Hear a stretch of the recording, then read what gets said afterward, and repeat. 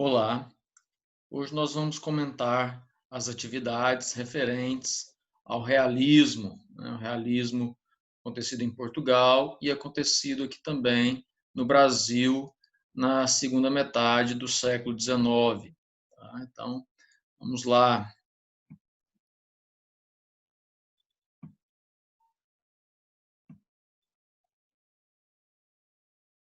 Bom, nós temos aí a primeira atividade, né? A primeira questão, que diz o seguinte: a escola realista, que contou com nomes como Machado de Assis e Raul Pompeia, teve como principais características, né? Vou marcar a resposta correta aqui, né? E depois a gente vai discutindo por que as demais respostas não poderiam estar corretas. Tá? Então, nós temos aqui a resposta correta, a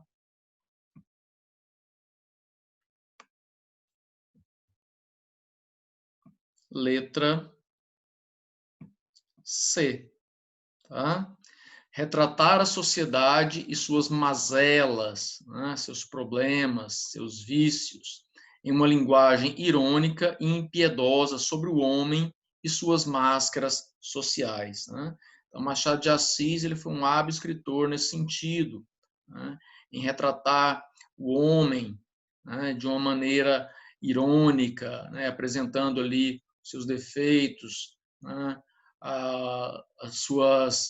os seus vícios. Né? Raul Pompeia também fez isso com muita habilidade no livro Ateneu, né, que é a sua obra-prima. Por que as demais respostas não poderiam estar certas?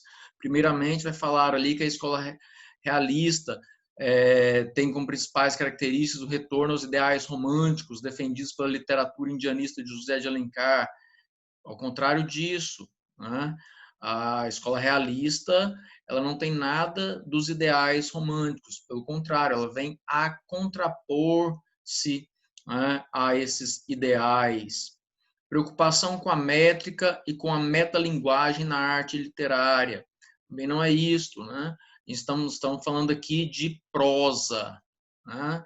E não de poesia, né? A métrica é algo tipicamente da poesia, né? A metrificação dos versos, a contagem das sílabas poéticas. Tá? A letra D diz confronto direto com o ideário religioso, estabelecendo um paradoxo com a literatura barroca.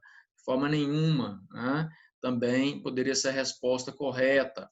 Né? Embora houvesse essa questão anticlerical, né?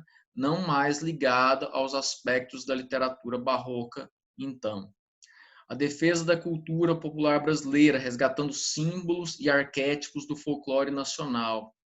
A literatura da escola realista, ela é uma literatura tipicamente urbana, né, que vai valorizar a ciência, o método, a pesquisa. Né? Então, nesse momento, na literatura, o folclore acaba sendo relegado ao esquecimento. Né?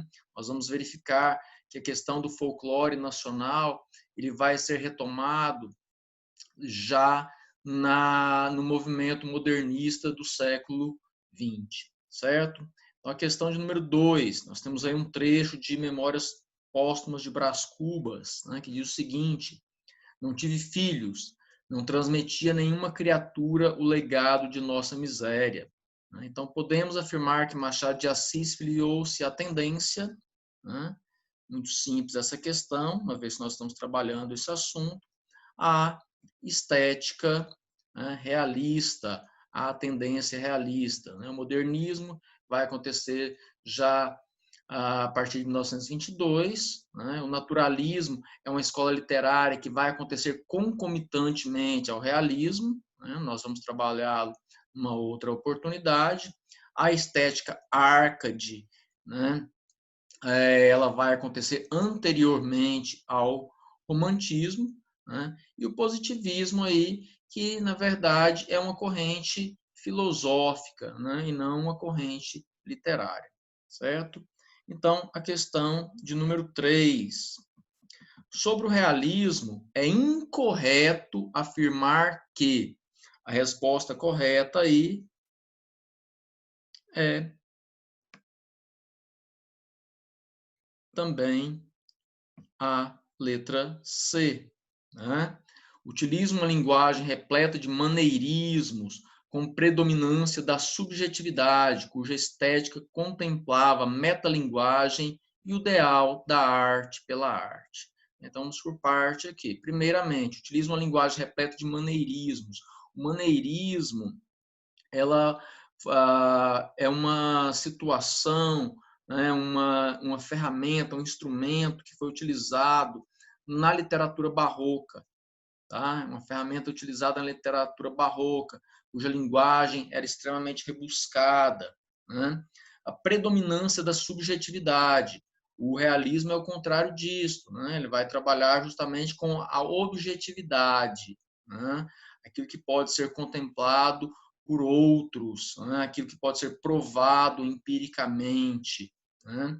A estética contemplava a metalinguagem. O que é a metalinguagem? É quando a linguagem fala de si mesma, né? Você utilizar a linguagem para falar sobre ela mesma. Um exemplo disso nós temos aí o dicionário, né? Por exemplo, né? O dicionário ele utiliza das palavras para explicar sobre palavras, né? E o ideal da arte pela arte. A arte pela arte é um ideário que vai aparecer numa escola literária, que também vai acontecer concomitantemente ao realismo, né? Só que na poesia, que vai ser o parnasianismo, que nós também falaremos numa outra oportunidade. Então, porque as outras respostas não poderiam estar corretas, né? Ou, na verdade, né, é incorreta somente esta, as demais estão corretas no que diz respeito ao realismo, né? Ele surge em um contexto econômico, social e político conturbado e de grandes transformações. Pense nas grandes transformações aí no final do século XIX, né? O avanço da ciência, a crença no progresso, né? Várias correntes científicas e filosóficas que vão moldar o pensamento humano daquele período, né?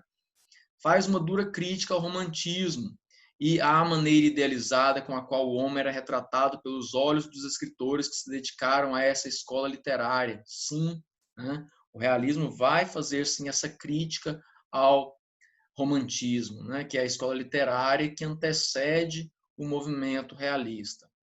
Foi inaugurado por Machado de Assis, tendo no escritor seu maior expoente, perpetuando a estética realista até os dias de hoje, né? Exatamente. O Machado de Assis, ele é o escritor mais importante, né, do realismo brasileiro, né? Ainda hoje é um escritor muito lido, né? Não só no Brasil, não só na universidade, né? Mas também um autor traduzido para inúmeros outros idiomas, né? O livro com o qual ele vai inaugurar essa estética realista no Brasil é justamente Memórias Póstumas de Brás Cubas, né? Então, outra característica também do realismo aí, influenciado pelos ideais positivistas, o realismo negava a teoria metafísica, buscando explicação nas coisas práticas e presentes na vida do homem. Exatamente, né? O positivismo, a crença na ciência, né? A teoria da metafísica. O que é a metafísica? Né? Aquilo que está além do físico, né? Quase sobrenatural. Então, ele nega totalmente isso aí. Ele vai buscar explicação nas coisas práticas, cotidianas, naquilo que pode ser provado empiricamente, certo? Então, a questão 4, uma questão retirada aí da UFPR, né? Num trechinho aí do Essa de Queiroz, né? Também o grande expoente do realismo português. Essa de Queiroz afirmava: o realismo é a anatomia do caráter, é a crítica do homem, é a arte que nos pinta a nossos próprios olhos para nos conhecermos, para que saibamos se somos verdadeiros ou falsos, para condenar o que houver de mal na nossa sociedade. Olha a influência bem positivista aí, né, na escrita do Essa de Queiroz. Então, para realizar essa proposta literária, né, quais os recursos utilizados no discurso realista? Selecione-os na relação abaixo e depois assinale a alternativa que os contém. Então, vamos aí, né? Então, quais são características do realismo aí? Preocupação revolucionária, atitude de crítica e de combate, sim, né? Essa é uma preocupação. O movimento romântico era um movimento, digamos, né, pelo menos até a segunda geração romântica, extremamente alienado das questões sociais, né? Já o realismo não, né? É uma preocupação revolucionária, uma atitude crítica, uma atitude combativa, né, no que diz respeito aos aspectos sociais. Imaginação criadora? Não, isso não faz parte do realismo. Embora, né, seja uma escola extremamente criativa, né, não se permitia tantos abusos assim no que diz respeito à imaginação. Trabalhava com aspectos concretos da realidade, né? Os personagens criados pelos escritores realistas são personagens frutos da observação, são tipos concretos, são tipos vivos, né, que apresentam qualidades, que apresentam defeitos, ou seja, são humanos. Né? A linguagem natural, sem rebuscamentos, sim, é uma linguagem mais simples, mais usual, mais cotidiana. Tá? Preocupação com mensagem que revela concepção materialista do homem, sim, também. Né? Nada de metafísico, né? Apenas do aspecto concreto, do aspecto material do homem. Senso de mistério, não havia esse interesse, né, na questão do mistério, tudo era muito bem elucidado. Retorno ao passado, também não. O realismo é uma escola que se preocupa com o momento presente, né? Esse retorno ao passado e muitas vezes a evasão para o futuro é algo tipicamente dos romanos. Determinismo biológico e social. Nós havíamos falado, né, sobre essa questão do determinismo de Taine, né, que vai dizer que o ser humano, né, está sujeito ao lugar, né, onde ele nasceu, ele é determinado biológica e socialmente pelo lugar onde ele está. Né? Então, qual a resposta correta aí que nós marcaríamos? Então, a resposta de letra B. Né? Apenas as características aí apresentadas na 1, 3, 4, 5 e 8 estão de acordo com a estética realista, com o movimento do realismo. Então, a questão de número 5. Das características abaixo, assinale a que não pertence ao realismo. Preocupação crítica, sim. Né? Visão materialista da realidade, sim. ênfase nos problemas morais e sociais, também. Valorização da igreja, não, essa não pertence ao realismo. Né? O realismo, muitas vezes, né, nos seus escritos ali, muitos escritores tinham uma escrita anticlerical, né, contra os posicionamentos da igreja. Né? Pensar, por exemplo, no livro O Crime do Padre Amaro, né, do Eça de Queiroz, né, onde vai haver um questionamento da questão do celibato clerical, certo? Daquele momento em que o padre abre mão, né, de construir uma família, de relações, manter relações sexuais e por aí vai. Tá? E outra questão também que faz parte aí do realismo é o determinismo na atuação das personagens. Né? Já expliquei sobre essa questão do determinismo aí também para vocês. Tá? Então, a questão de número 6. A questão 6 diz assim: podemos verificar que o realismo revela senso do contemporâneo, encara o presente do mesmo modo que o romantismo se volta para o passado ou para o futuro.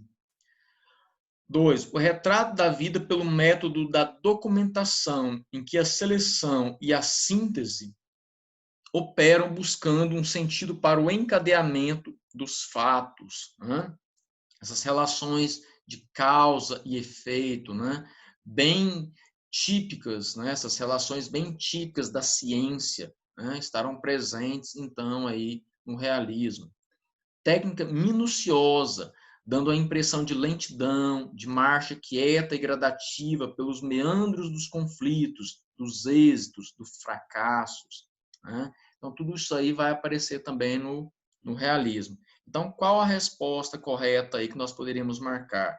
Então, a resposta correta é a letra B, né? Ou seja, todas as alternativas dadas estão corretas de acordo com o que se espera do movimento realista. Interessante, né, observar nessas questões que elas também ajudam no momento de você perceber, né, todas essas características que o realismo tem, né? Isso aí ajuda na hora de fazer a sua prova aí do vestibular. Então, agora uma questão da FMTM, né, que diz o seguinte: assinale a alternativa que se encontram características da prosa do realismo. Bom, então a resposta correta aí é a letra A, né? Que diz assim: são características da prosa do realismo: objetivismo, subordinação dos sentimentos a interesses sociais, né? Ou seja, o amor não é mais importante, o importante são os interesses sociais, né? Arcar com essas consequências também, né? Ou seja, subir um degrau social, né? Através do matrimônio, muitas vezes, né? Críticas às instituições decadentes da sociedade burguesa, tá? Inclusive aí até mesmo da igreja. Por que as demais respostas não estão de acordo com a prosa do realismo? Na letra B diz o seguinte: idealização do herói, amor visto como redenção, oposição aos valores sociais. Totalmente contrário daquilo que o escritor realista vai pregar, né? Não há mais agora uma questão de herói, né? Há o homem comum, sujeito a êxitos e sujeito a fracassos, né? O amor não é mais importante, já disse anteriormente, né? Ele está subordinado aos interesses sociais e os valores sociais, né? Muito embora isso vai aparecer também na obra realista. Tá? Letra C, o casamento visto como um arranjo de conveniência, descrição objetiva e idealização da mulher. As duas assertivas iniciais, sim, estão corretas. O casamento é visto como um arranjo de conveniência, né? Não mais a casa por amor, mas por uma questão meramente de interesse econômico. A descrição é sempre objetiva da realidade, nunca uma descrição subjetiva. Mas a mulher agora não é mais idealizada, né? Ela é tratada sem esse idealismo típico dos românticos. Tá? Linguagem metafórica, protagonista tratado como anti-herói, sentimentalismo. A linguagem ela vai oscilar, né? Embora a linguagem metafórica ela esteja mais próxima da questão do romantismo, também vai aparecer, né, muitas vezes no realismo. Mas a linguagem é muito mais direta, muito mais objetiva, sem grandes rebuscamentos. Tá? O protagonista, sim, é tratado muitas vezes como um anti-herói. Né? Ou seja, o que é o anti-herói? É o homem comum, né? Como eu disse anteriormente, sujeito a êxito, sujeito a fracasso, que tem qualidades, que tem defeitos, né? Mas a prosa do realismo não é nada sentimental. Espírito de aventura, narrativa lenta, impasse amoroso solucionado pelo final feliz, né? Também não é muito dessa questão do espírito aventureiro. O espírito da aventura ele vai aparecer muito nos românticos da segunda geração, influenciados pelo Lord Byron. Né? A narrativa, sim, é lenta. O impasse amoroso solucionado pelo final feliz? De forma alguma. Isso também é uma característica típica dos românticos. Certo? Então, a questão de número 8. Questão de número 8, nós temos aí um trecho do Primo Basílio do Eça de Queiroz, né? Pedindo para você assinalar, a alternativa correta. Mas Luísa, a Luizinha, saiu muito boa dona de casa. Tinha cuidados muito simpáticos nos seus arranjos. Era asseada, alegre como um passarinho amigo do ninho e das carícias do macho. E aquele serzinho louro e meigo veio dar à sua casa um encanto sério. Estavam casados havia 3 anos. Que bom que tinha sido. Ele próprio melhorara. Achava-se mais inteligente, mais alegre e, recordando aquela existência fácil e doce, soprava o fumo do charuto, a perna traçada, a alma dilatada, sentindo-se tão bem na vida como no seu jaquetão de flanela. Então, nós vemos aí qual a alternativa correta no que diz respeito aí a essa fala. Né? Então, nós temos aí como alternativa correta a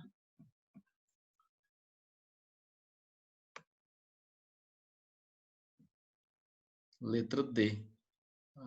Isso que vai aparecer no primo Basílio, né? A Luizinha, né? Ela casa-se sem amor, né? Porque o marido já era alguém bem de situação, né? Então isso vai provocar esse casamento por conveniência, né? Então a prosa realista, apoiando-se em teorias cientificistas do século XIX, empreende a análise de instituições burguesas, como o casamento, por exemplo, denunciando as bases frágeis dessa união. O que acontece com a Luizinha? Ela comete adultério. Né? Ela é seduzida pelo primo, né? Pelo primo Basílio, e ela acaba cometendo adultério, mostrando, então, que as bases dessa união, né? Que essa instituição do casamento era muito frágil.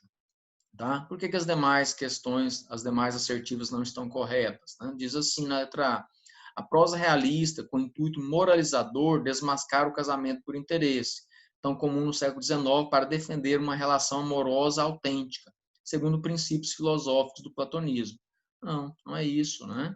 Pelo contrário, né? Foi o que eu acabei de dizer aqui. Né? Essas questões aí estão mais voltadas para o romantismo, para a prosa urbana, romântica, né? Muitas vezes isso vai aparecer. Tá? A prosa romântica, não é disso que nós estamos falando de realismo, então já também cai por terra. Na letra C, a prosa realista põe em cena personagens tipificados que, metamorfoseados em heróis valorosos, correspondem à expressão da consciência e valores coletivos, de forma nenhuma. Né? Heróis valorosos, nunca, dentro do realismo. Né? Na verdade, são anti-heróis, né? Sujeitos a erros, sujeitos a defeitos e qualidades, como qualquer ser humano concreto. Tá? Na letra E, também falando sobre prosa romântica, a gente já descarta essa possibilidade aí. Questão de número 9. Perdão. A questão de número 9 diz o seguinte, né, sobre o Ateneu do Raul Dávila Pompeia. É correto afirmar que a resposta certa é a letra B. Tem como matéria-primas recordações e impressões da personagem principal.